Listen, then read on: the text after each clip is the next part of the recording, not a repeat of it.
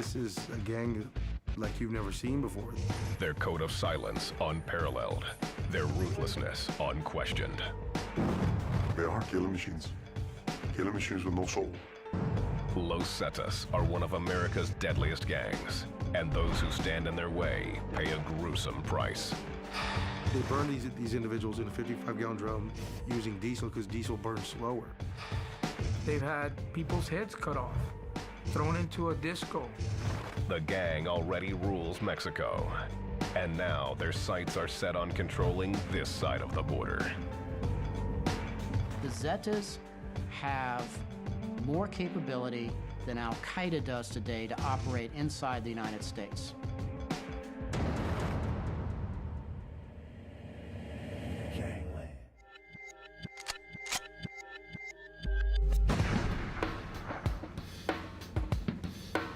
The mighty Rio Grande separates the United States and Mexico. Laredo, Texas sits on its banks. Across the water is the Mexican city of Nuevo Laredo. The river is shallow and slow-moving here, making it easy to cross illegally. It's always a group of 8 to 10 subjects that cross it over, and there's always somebody waiting for them. You can see the tire tracks right here on the grass, tire tracks over here in the mud. Just recently, they crossed something over. We had some rain yesterday, and those are fresh tire marks right now. Spanning the Rio Grande is the World Trade Bridge, the main connector of the two countries. Some 6,000 trucks travel northbound across the bridge into the U.S. daily. But not everything that crosses the border is wanted. A lot of product passes through. But what I can personally say, what you can move, not what others can move. Let's say about 500 kilos a month. Los Zetas smuggle thousands of tons of narcotics across the U.S. border. The drugs are worth billions. In Spanish, Zeta is the letter Z. The gang took its name from the tactical radio call sign for commanders in the Mexican army. Los Zetas are universally feared, highly trained, and armed as well as any military. The amount of weaponry, grenades, grenade launchers that are available to the Zetas and are utilized by them is just unbelievable. And they don't hesitate to use them. They're business first, and if you get in the way of their business, they're gonna kill you. It's very risky standing next to the river right now with my uniform on and looking straight over there because there can be a sniper from a drug cartel looking at us from those bushes over there, and the Zetas can be watching me right now with a sniper rifle. The first objective is to kill. 28-year-old Elisar is an elite Zeta assassin in prison for multiple murders.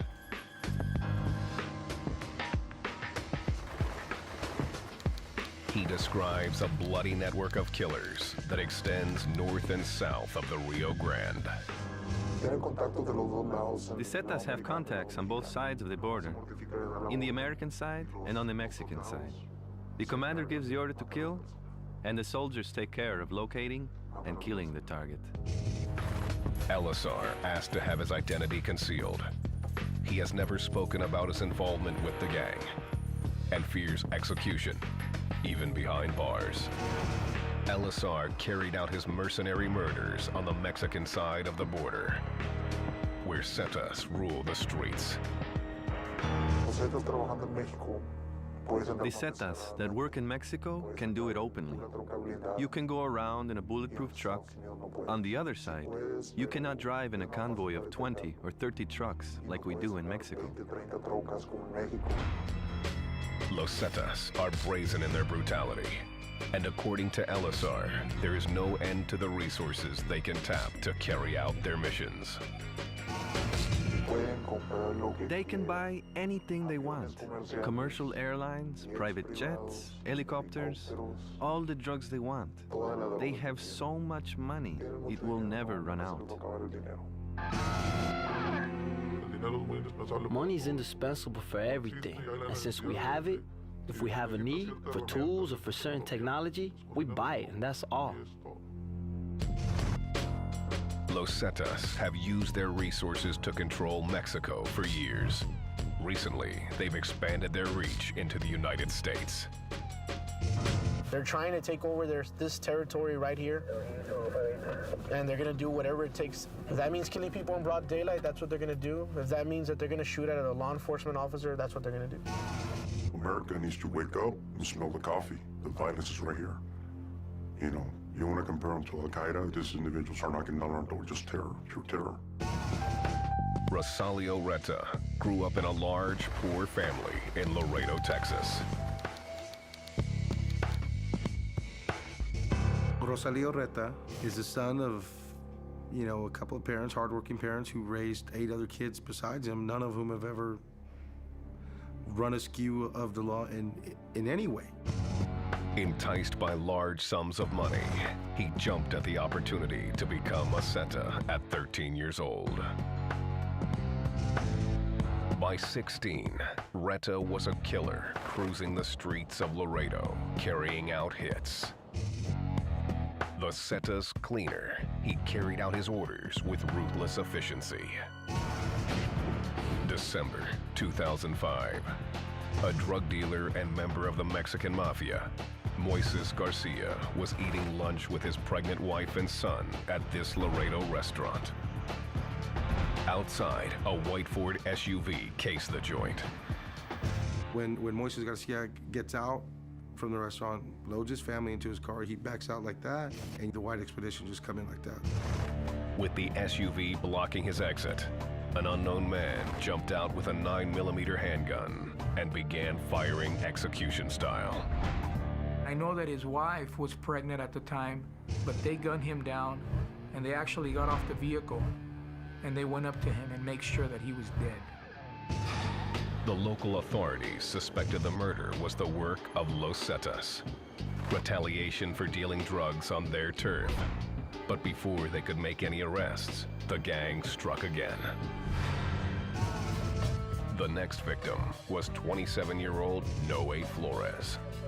Flores and his brother were lured out of their house by an ex-girlfriend. Once outside, an unknown man jumped out of a car and shot Noe twice in the back. He proceeds to stand over him and empty his clip with a couple of kill shots to the head. The tragedy was that Noe was not the intended target. He was mistaken for his brother, who had a hit put out on him for dating the ex-girlfriend of a high-ranking Zeta. The Laredo PD now had 2 homicides and few leads. Then, another brutal shooting. Jesus Resendez, a local marijuana smuggler, and his nephew were heading north out of Laredo. The victim approached the red light here at the corner of Sierra Vista and 83 South. When he stopped at a red light, the hitmen, they just came behind him, parked right behind him, exited their vehicles, and with AK-47s and M16s, killed the victim, shooting the car multiple times and shooting the victims multiple times. Just to be sure, when that car left, there was another one that pulled up on the opposite side, and then you saw another 3 to 4 individuals get up and start spraying him. It's straight out of Hollywood, and you just didn't think that anybody could possibly want somebody dead that bad, to the point where it's just complete overkill. It was the 3rd brazen murder by Los Zetas in 5 months. The residents of Laredo, Texas were terrified. Well, we had 2 murders in broad daylight here in Laredo. And at that point, we knew that things were not going to get better. Los Zetas are not only willing to kill their enemies, they're willing to sacrifice the innocent to get what they want. September 17th, 2004. 27-year-old Yvette Martinez and her friend Brenda Cisneros, both Laredo residents, drove across the border and into Nuevo Laredo to see a concert at a local fair. It's the same fair that I went as a child, and so we didn't think anything of it. 2 days later, when the women still hadn't returned, Yvette's stepfather, William Slaymaker, went looking for them. He found her car in an impound lot on the outskirts of Nuevo Laredo. First thing I did, I had a Slim Jim in my car. I went, popped her car open, make sure there was any, blood or anything in there. There was not. Fearing the worst, he went to the Mexican police and the U.S. consulate. Both refused to help. He ran into dead ends until he started knocking on the doors of known drug dealers. They told him something terrifying. I found out that they had been pulled over by a police officer, taken to the police station, and from there, my understanding is that they were given as gifts to members of the Zetas organization. Los Zetas. This secretive and ruthless mercenary gang controls the U.S. border between Laredo, Texas, and Nuevo Laredo, Mexico. On the Mexican side, they flaunt their power, patrolling city streets in armored Humvees. While on American soil, they operate more covertly, torturing and murdering their victims. Elazar, a Zeta assassin, admits he's killed countless people. You do what you have to do, whether you have to kill them all or only one person. If you have to kill the entire family will die. You're dealing with people that are no longer capable of feeling any humanity whatsoever. For the past several years, Los Zetas have been at war with their chief rival, the Sinaloa Cartel, for control of the I-35 corridor. It is the main line into the U.S. interstate system, running from Laredo to Duluth, Minnesota. It feeds directly into more than a dozen other highways. The corridor is the holy grail for drug traffickers. At stake, the most lucrative narcotics zone in the world. They wanted the I-35 corridor. Everybody was fighting for it. Los Zetas started out as the enforcement arm of the Mexican Gulf Cartel. The cartel formed in the early 1930s as a family operation, smuggling whiskey into the U.S. from Mexico during Prohibition. The gang's illegal activities evolved in the 1990s when the cartel saw an opportunity to get into the cocaine business. For decades, Colombia's Pablo Escobar, the king of cocaine, had controlled the drug smuggling trade. In 1993, Colombian and American special ops teams cornered and killed him in Medellin. That marked the end of Colombia's dominance of the drug trade. Mexico's Gulf Cartel stepped in to fill the void. The center of gravity for narcotics has now moved to Mexico. The reason for it is all about geography, because whoever has the geography is going to control the very lucrative gateways into the United States, and that's the prize. The Gulf Cartel was led by the Mexican Escobar, OCL Cardenas. The gang dominated the drug trade routes along Mexico's eastern seaboard. There was just one problem. A rival cartel, the Sinaloa, wanted the same territory. Sinaloa has been fighting for a long time to gain access from the Gulf Cartel. The corridor is so important to the drug cartels because that's how they move their supplies. OCL Cardenas needed more muscle. He had the idea to hire elite soldiers from the Mexican army to serve as the cartel's security force.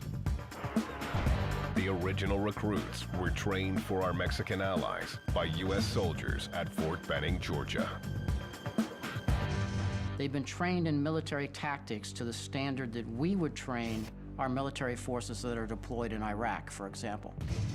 These elite soldiers were hired by the Gulf Cartel at salaries much higher than what the Mexican military could offer. The cartels start to rise in power, And the cartels have the money to be able to pay for protection. By 1999, OCL Cardenas had recruited dozens of these soldiers to battle the Sinaloa and protect the interests of the cartel. They basically abandoned their military positions, went to work for the Gulf Cartel as their military strong arm. The group took the name Los Zetas, the radio call sign for commanders in the Mexican army. Part of their job was to guard people like Jose's father, a high-ranking drug wholesaler for the Gulf Cartel. My father was crazy. He was one of the first who worked for the original Zetas. Jose asked to have his identity concealed. He fears Los Zetas might kill his wife and children. Since I was a kid, I would tell my father, I want to be like they are. But my father would say, they're not going to get very far. By 1999, Jose's dad was moving 500 kilos of cocaine every month. He didn't have a day of rest. Every day he worked passing drugs. Every day he handled money. There was not a day in which he didn't do that.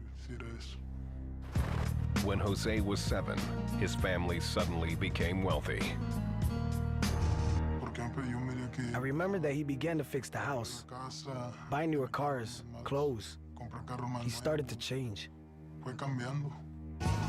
Jose never saw them kill anyone, but he says Los Zetas murdered hundreds, possibly thousands of people as their attempts to control the border intensified. At the center of their efforts was the quiet town of Nuevo Laredo. Nuevo Laredo was a beautiful city at one time. Growing up, my mom used to take us as kids to go and eat and to take us to the carnival. We thought it was fairly safe. It all changed on March 15, 2003, when Cardenas was captured by the Mexican military and sent to prison. A full-blown drug war erupted on the streets of Nuevo Laredo as the Sinaloa cartel mobilized to capture the Gulf Cartel's territory. It started like an explosion. It affected everyone. Everyone was living in fear. Sinaloa would send in assassins. The Gulf Cartel would then turn around and fight them in the middle of the streets. Innocent people would be lost in the crossfire. Both sides had a seemingly endless supply of weapons. AK-47s, semi-automatic rifles, bazookas, and piñas. Los Zetas showed no mercy, throwing piñas into crowded public spaces, decapitating policemen and civilians. No one was safe. You can read in the newspaper that 2 or 3 people have been executed every single day. 2003 ended with more than 80 murders in Nuevo Laredo alone. The fighting would continue and continue until the streets were filled with blood. They would pick up the bodies before anyone ever arrived, throw them into the back of trucks, and drive out of town with them. The message was clear. Don't dare mess with Los Zetas. They are going to kill you. They are going to put a contract on you, and they are going to kill you. June 8, 2005. Nuevo Laredo prepared to welcome Alejandro Dominguez as its new police chief. This police chief, had a lot of tough talk. He let the Mexican people know, let the cartels know that he was there to do his job, that he meant business. Dominguez was sworn in that afternoon. 6 hours later, an SUV pulled up alongside the police chief's truck. Los Zetas unloaded more than 40 rounds from their assault rifles. Dominguez died at the scene. You have a very honest man that's trying to do the right thing for the safety of his family and his city. He felt this was the right thing to do. By the end of the day, he's dead. That very same day in Laredo, Texas, Mexican drug cartels murdered 2 other people they considered threats. One, a former policeman, was shot leaving work at 2 in the afternoon.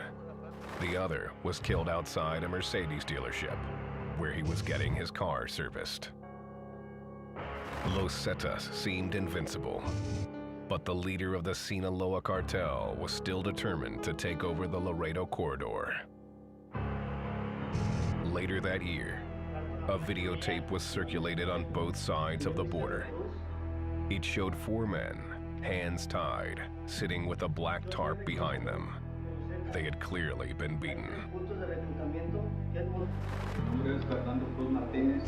When you have plastic bags on the backdrop, you know something's gonna happen. You know that they don't want to stain something. The 4 hostages were Zetas, who'd been captured by members of the Sinaloa. They were forced by their captors to divulge information about some of their recent crimes, including the killing of a Mexican reporter. ¿Quién le mandó a matar? Omar Treviño. Y pues se la ejecutaron. Y también a otro reportero también le secuestraron a su hija. It's frightening to look into the eyes of these men, knowing that they're just as bad, that they're killers too, but that they're facing their last minutes on Earth. A mí me contrató Iván Treviño para Nuevo Laredo, para levantar gente y matar gente, ya que la plaza pertenece a los Zetas.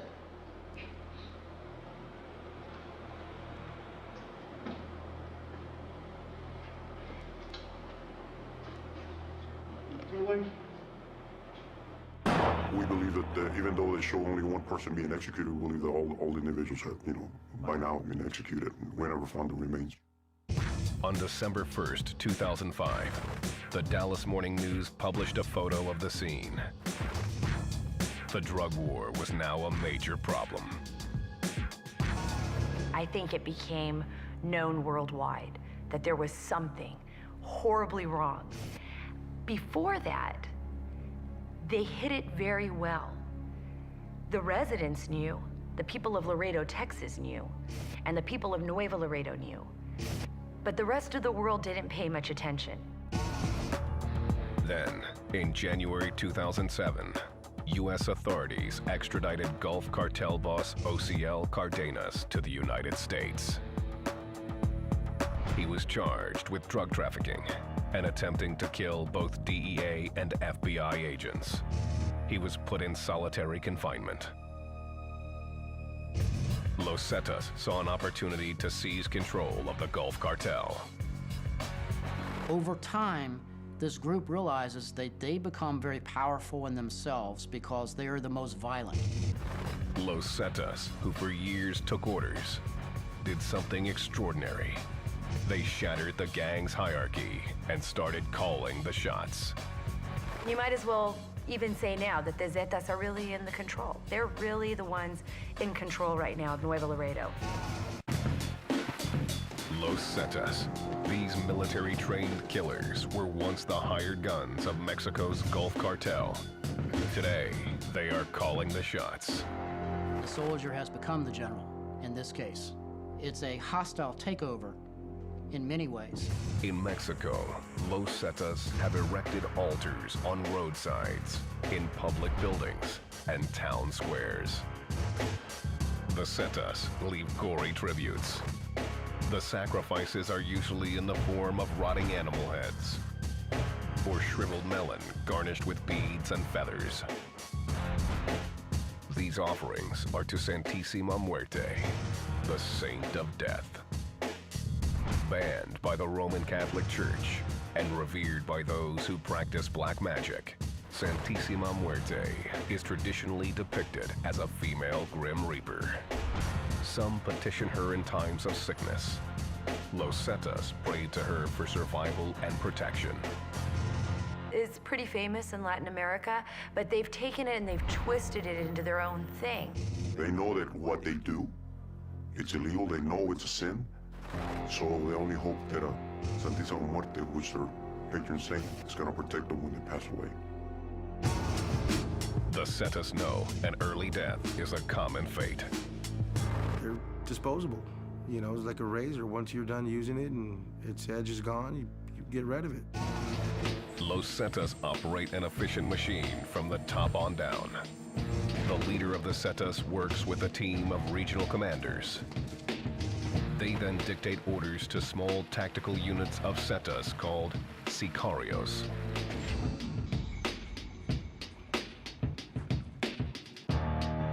On both sides of the border, sicarios first carry out surveillance, then assassinations. In order for the sicarios to kill someone, they have to find that person first. They have to know where they live, what car he drives, who he lives with. Does he have a family member who is a policeman?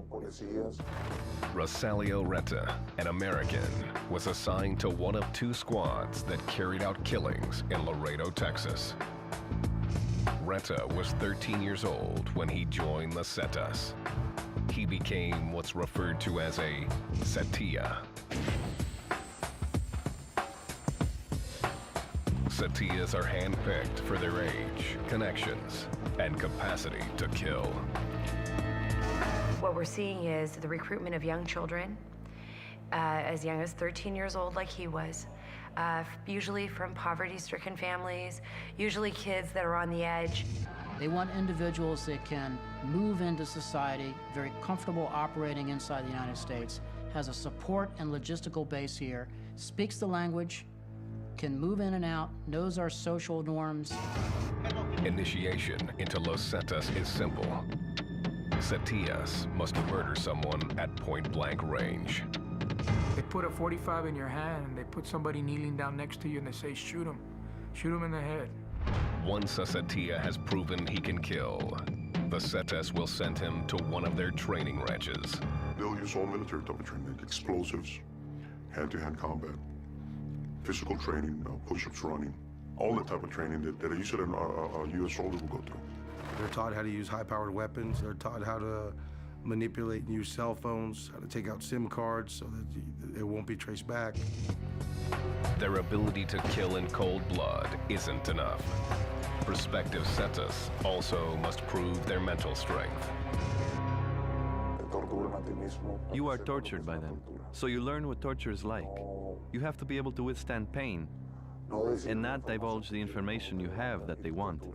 There are many types of torture: breaking bones, cutting the person, burning him alive, removal of your nails one by one, pulling of your teeth, cutting of your ears.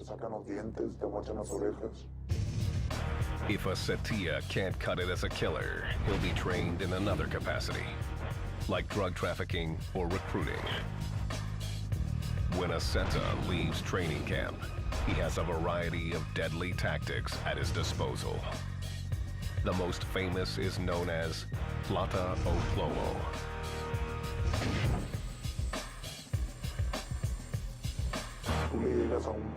You surround the commander and then approach him and ask him plata or plomo.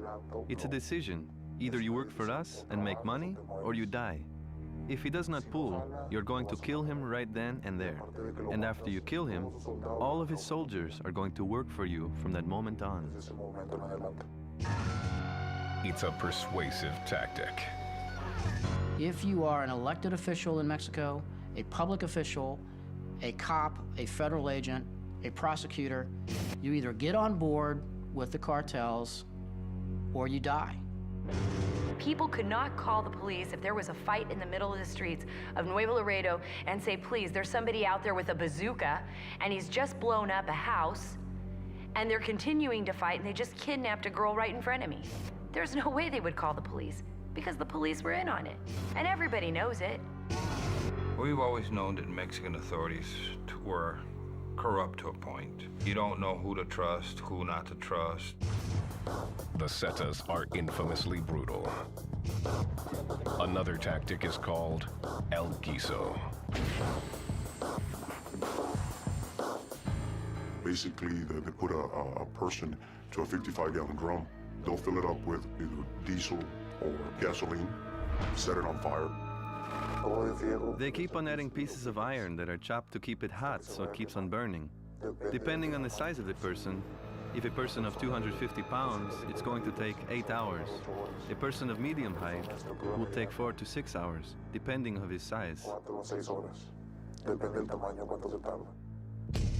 The authorities say that most victims of El Guiso are dead before they are burned. This Zeta, who's taken part in such killings, insists that's not always the case. If they were making fun or they did something serious to us, we'd burn them alive.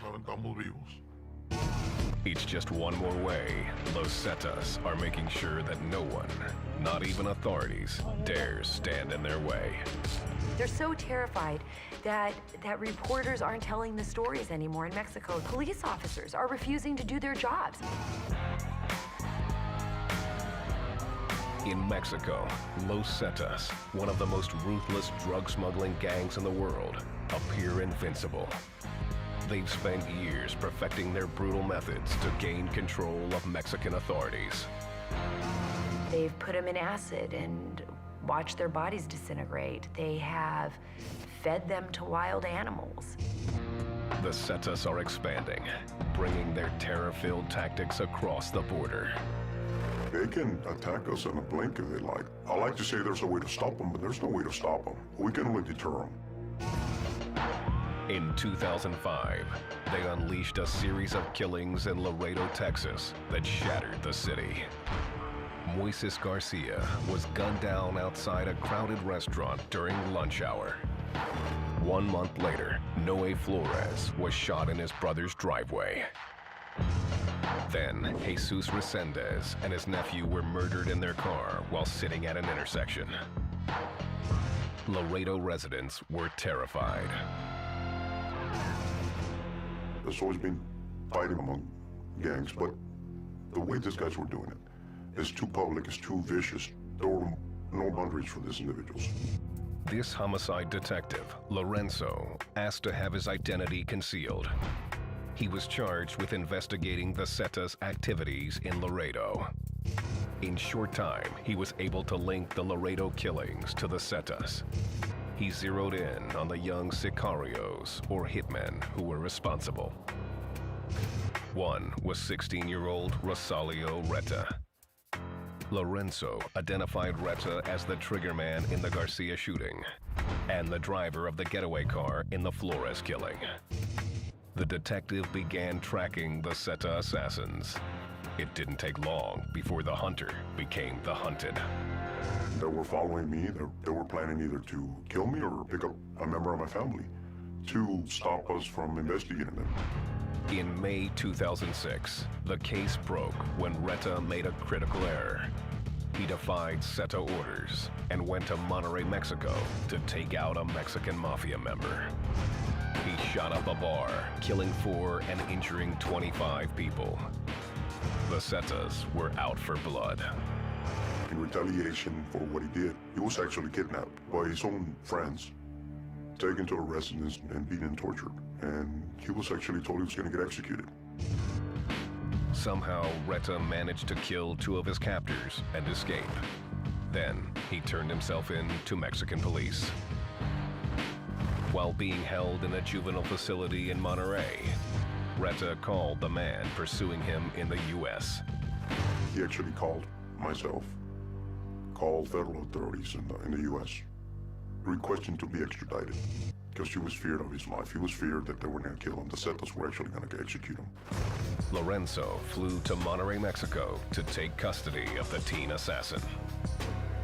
I'm trying to picture him before I even met him. I mean, he's got to have some big cojones. But then I see him, like you said, 5 or nothing, just a kid. Once in custody, 17-year-old Reta confessed to 30 murders, many in graphic detail. Me gustó lo que hice, quebré la primera persona y me gustó. Me creía Superman a la verga. ¿Por qué? Porque ya mataba a alguien. La primera, ¿cómo te lo pusieron? ¿Cómo lo metiste? Una super de 9 tiros, 8 en el dedo y 1 en arriba. 64 en el pecho y 5 en la cabezota. Investigators were shocked at Reta's callousness as he spilled details of his many gruesome crimes. Rosalio Reta is one that I can tell you never showed any remorse. Didn't think what he did was necessarily wrong. He was just carrying out orders and carrying out his task. probably perhaps most troubling was that he relished in it. He actually enjoyed doing this. Yo voluntariamente, yo lo mato. Chile, presta. Tu madre, que se duerme el gallo malo. Y pues todo, pues, se hizo como un guion de James Bond. Como un juego de James Bond. He compared himself to James Bond, sneaking around these individuals, doing surveillance on them, and then walking up and shooting them in the head. You see a kid that don't care about life. You see evil in his eyes. With their cleaner, Retta, locked up, investigators seem to be making progress in the war against Los Zetas. William Slaymaker, however, was having little luck discovering the fate of his stepdaughter. Yvette Martinez and a close friend had not returned to Laredo, Texas after attending a concert in Mexico. Slaymaker began to look for the young women and found frightening evidence. She didn't disappear off the face of the earth or fall off of it. She was kidnapped. I found her car. It was at an impound lot owned by a Mexican federal judge. Slaymaker was told that the Mexican police had pulled over his stepdaughter and her friend, then turned them over to the Zetas. Slaymaker refused to give up. Hoping for a new lead, he began publicizing Yvette's kidnapping in the U.S. In 2005, Slaymaker told his story to America's Most Wanted. Just 30 minutes after the broadcast, Slaymaker received a phone call from his house. I hear my kids yelling in the background, scared. And my wife says, you know what? A DEA agent by the name of so-and-so called us and told us to get out of the house, that there's 15 commandos coming to kill us. Since 2007, Los Zetas have set up their headquarters just south of the Texas border in the middle of Nuevo Laredo. Some estimate more than 1,000 people have been murdered in Mexico's Laredo corridor. The town is under siege. The people they killed were people that did not want to join them or become allies. That's why they were killed. The Zetas control this town. And they show no signs of slowing down. A man named Lascano is believed to have taken the reins of Los Zetas. When the heat gets too close, he simply crosses the border into the U.S. How does a leader of a narco-terrorist organization, safe haven in the United States, with Homeland Security and our global war on terror? I don't know the answer to that question. Los Zetas are steadily moving into the U.S., planting hitman squads across the country. Chicago, Atlanta, California, Florida, Washington, Texas, everywhere. Sicario cells, we believe, are all over the country. We have dismantled several here in our city, but we're not going to kid ourselves. There's still sleeper cells. There's people waiting to be given orders to commit a homicide. It's a frightening development. What average street cop is prepared to deal with that kind of violence here in the United States? And I'm not belittling them. I was a street cop at one point. You're not thinking like that. You're not thinking from a military tactical perspective when you're out in your patrol car. There's another trend that disturbs authorities. Los Zetas are infiltrating American street gangs, including the Latin Kings and MS-13. They're controlling the gangs, using them to traffic drugs, and training them to be even more vicious. That's how they move their dope. They move it through the criminal gangs here in the United States. You have somebody not playing ball in New York City or Chicago, you give the order to have that person kidnapped or beat up or killed. And you give that order to the criminal gang here in the United States. If the Zetas want to kill somebody in the United States, once the order given is received, it becomes a question of hours, and at most, 1 or 2 days, and the job is done. You and I open up your morning newspaper and say, oh, that's terrible, another drug dealer killed. Most people don't care. They failed to recognize that the order for that assassination of that drug dealer came from a foreign country that borders ours. And yes, it may be that drug dealer today, but it may be the police chief tomorrow. The Lone Star State's prisons, already crunched for space, are filling up with Los Zetas. American authorities have already broken up 2 Zeta hitman crews in Laredo, Texas. After turning himself over to Texas authorities, teenage hitman Rosalio Reta was convicted in the Noe Flores killing. Texas police were able to match fingerprints on a pack of cigarettes to the getaway car. Reta was sentenced to 40 years in prison, but has filed an appeal. Detective Lorenzo predicts the Zetas will end Reta's life, whether or not he's in prison. There's a contract for the hitman now. So I guess shoes on the other foot. For the Zetas to lose one person in the chain is immaterial. For them to lose someone who is bringing money to them, it's like losing nothing. For every Zeta who ends up dead or behind bars, there is a network of criminals eager to advance their agenda. It's really unfortunate, but it's gotten to a point where really our Border Patrol agents, the Mexican officials, our DEA agents are up against armies. Those who dare stand up to the regime of terror do so at their own risk. In 2005, William Slaymaker publicized the kidnapping of his stepdaughter, Yvette, on America's Most Wanted. Within an hour, 15 Zetas were headed across the border to his Texas home to kill him and his family. The assassins never made it there. Mexican authorities intercepted them before they crossed the Rio Grande. Slaymaker's family escaped with their lives, but they've been robbed of their peace. It has affected everything I do in life from now on. I mean, everywhere I go, I'll go to a restaurant, I'll never give my back to the door or to a window. I always have to see what's going on. Even so, Slaymaker refuses to back down. He has started an organization to publicize the Zetas' kidnappings in Texas. It's called Laredo's Missing. By his count, nearly 40 American citizens have been abducted by the gang, and the number is growing. It's scary to think that one can walk across a bridge and that's it. Nobody cares what happens to you over there. Slaymaker has been warned repeatedly by Los Zetas to stop talking, but he refuses. His stepdaughter is still missing. He won't quit until he finds her. Fear alone will not deter me. I mean, I've always said that if I have to lose my life for my wife to get the answers to our daughter's disappearance, then so be it. U.S. authorities are concerned about Los Zetas, but admit they don't have all the answers. For starters, they need better weapons and more manpower at the border. The Zetas, they outgun us, they outpower us, they outnumber us. That's why Border Patrol's always recruiting to get more people. That's why we need more money down here in South Texas to hire more law enforcement officers. Those would be only temporary solutions. To put an end to the gang, experts insist it will take a concerted effort between the U.S. and Mexican governments.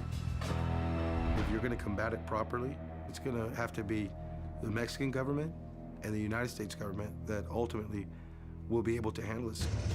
The Zetas insist the violence cannot be stopped, that death has become too deeply ingrained within the Zeta psyche. Plata o plomo means life or death. It's either you or me, or it's your life or mine, or your territory or mine. That's what it means. There's no conscience in the mind, and it captivates the human, and you no longer think retroactively. You act without conscience. That is what happens.